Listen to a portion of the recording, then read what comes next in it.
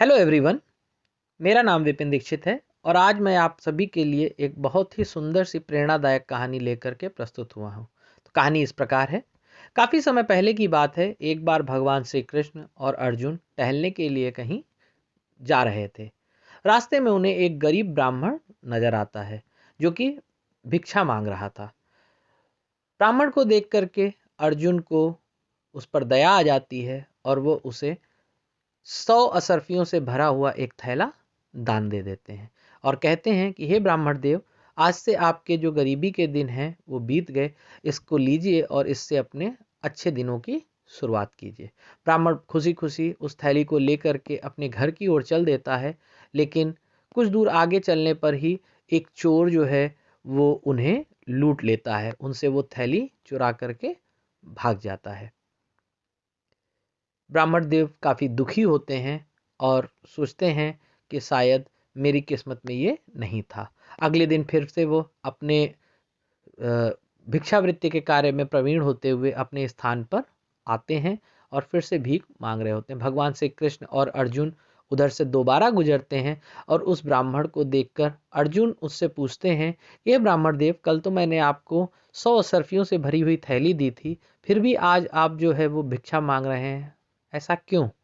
तो ब्राह्मण उसको अपनी आप बीती सुनाता है और इस पर दुखी होकर और दया करते हुए अर्जुन उसको अपनी थैले से निकाल करके एक माणिक्य देते हैं और कहते हैं, हे ब्राह्मण देव, ये माणिक्य जो है वो कल के थैले के 100 असरफियों से भी ज़्यादा मूल्यवान है।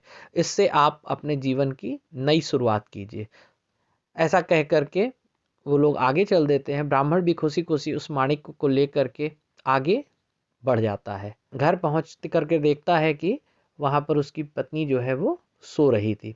ब्राह्मण सोचता है कि पत्नी को बिना जगाए ही मैं इसको अभी छिपा देता हूँ और बाद में इसके बारे में पत्नी को बताऊंगी। ऐसा सोच करके वह एक पुरानी मटकी में उस माणिक्य को छुपा देता है और खुद भी लेट जाता है।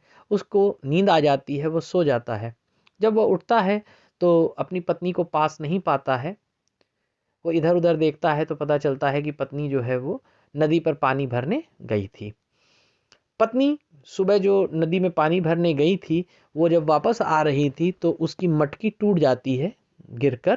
तो जिससे कि वो दुखी होती है और उसको याद आता है कि घर पर एक पुरानी मटकी रखी हुई है। तो वो जल्दी जल्दी से आ करके वो पुरानी मटकी ले जाती है और उसमें पानी भरकर लाने लगती है। जैसे ही वो पानी भरने के लिए मटकी को नदी में डुबाती है तो उसमें जो रखा हुआ माणिक्य होता है वो नदी में बह जाता है और ब्राह्मण की पत्नी को उसके बारे में पता भी नहीं चलता है।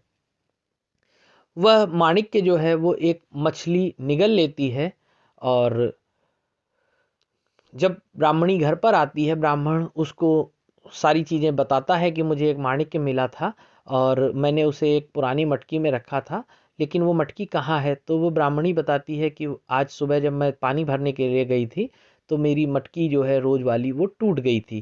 तो मैं आ करके घर से ये पुरानी वाली मटकी ले गई थी। जैसे ही उसको माणिक के बारे में पता चलता है, वो और ब्राह्मण दोनों मिल करके माणिक की तलाश करते हैं, लेकिन मटकी में तो माणिक्य था ही नहीं।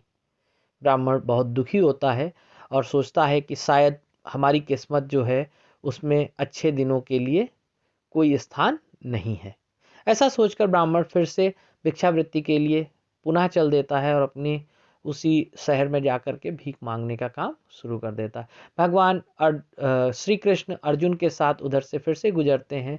अर्जुन जब उनको वहाँ पर भिक्षा मांगते हुए देखता है तो उसे काफ़ी दुख होता है और वह उससे पूछता है कि हे ब्राह्मण देव, कल मैंने आपको माणिक्य दिया था, इसके बाद भी आप भिक्षा मांग रहे हैं, इसका क्या कारण है? तो ब्राह्मण उनको अपनी आप बीती सुना देता है।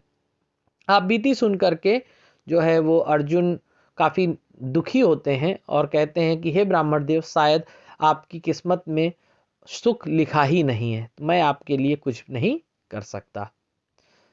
ऐसा सुन करके भगवान श्री कृष्ण जो है अपने पास से 2 पैसे निकाल करके और ब्राह्मण को देते हैं और कहते हैं कि इससे आप कुछ नया शुरू कीजिए, ईश्वर ने चाहा तो आपका भला होगा।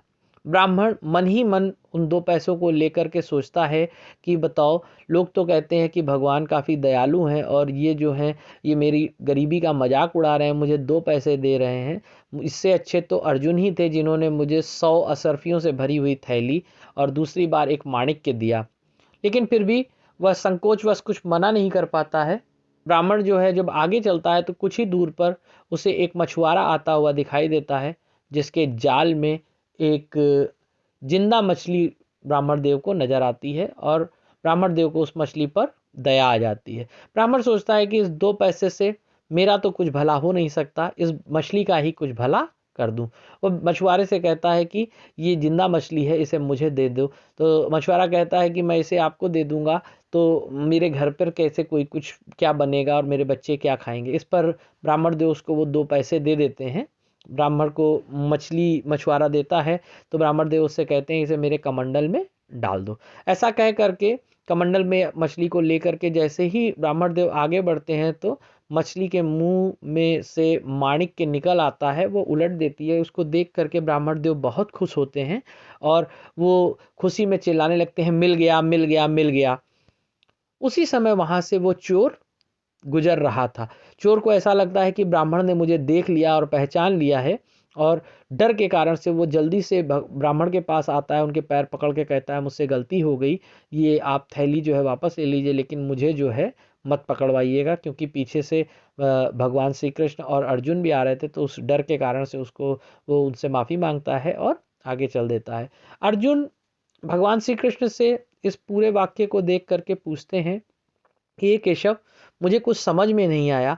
मैंने इस गरीब ब्राह्मण को मदद करने के लिए इसको 100 असरफियों से भरा हुआ थैला दिया, एक कीमती माणिक्य दिया, लेकिन इससे इसका कोई भी भला नहीं हो पाया।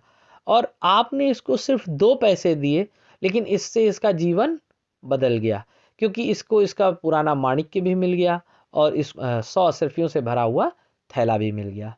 यह सुनकर के भगवान श्री कृष्ण कहते हैं कि जब तुमने इसको 100 सरफियां दी या माणिक्य दी, तो उस समय इस ब्राह्मण के मन में सिर्फ और सिर्फ अपने बारे में विचार आ रहे थे। ये सिर्फ अपने भले के बारे में सोच रहा था, इसको और किसी के भले से कोई मतलब नहीं थे। इसीलिए वो धन जो था वो इसके किसी काम नहीं आया।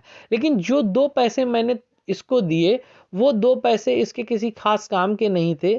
तो उन 2 पैसों का इस्तेमाल इसने जो है वो उस मछली को बचाने के लिए किया।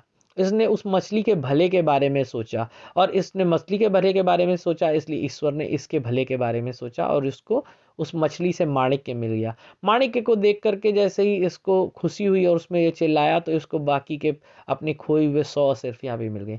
तो जब कभी भी व्यक्ति सिर्फ अपने भले के बारे में सोचता है तो शायद उसका भला नहीं होता है, लेकिन अगर वो दूसरों का भला चाहता है, दूसरों के भले के बारे में सोचता है, तो उसका भला अवश्य होता है। तो इस कहानी से हमको बहुत ही अच्छी सीख मिलती है। हमें ये कहानी सिखाती है कि हमें कभी भी सिर्फ अपने भले के बारे में नहीं सोचना चाहिए। अगर हम अपने सिवा बाकी सबके भले के बारे में सोचेंगे तो ईश्वर अवश्य ही हमारे भले के बारे में भी सोचेगा। अगर ये कहानी आपको अच्छी लगी हो, पसंद आई हो, तो इसे आप ज़्यादा से ज़्यादा लोगों के साथ शेयर कीजिए। और अगर आपके मन में कोई विचार है तो आप कमेंट करके उसको मेरे साथ शेयर कर सकते हैं।